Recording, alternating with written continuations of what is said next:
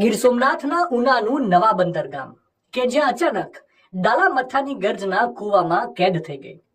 પીલુડી post વિસ્તારમાં એક ખુલ્લા કૂવામાં સિંહ ખાબક્યો। સિંહ કૂવામાં પડ્યો હોવાની જાણ થતાં જ આસપાસના લોકોના ટોળે ટોળા ડાલામથાને જોવા ઉમટી પડ્યા હતા। સ્થાનિક રહીશો દ્વારા ત્વરિત વન વિભાગને જાણ કરવામાં આવતા રેસ્ક્યુ ટીમ ઘટના સ્થળે દોડી આવી હતી।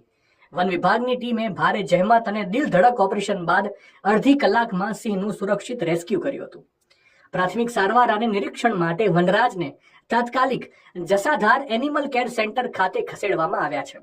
જોકે આ ઘટનાએ ફરી એકવાર ખેતરોમાં રહેલા ખુલ્લા કૂવાઓ પર સુરક્ષા દિવાલ કે ઢાંકણના અભાવ અંગે તંત્ર સામે ગંભીર સવાલો ઉભા કર્યા છે। સવાલ એ છે કે આ નોબત આવી જ કેમ?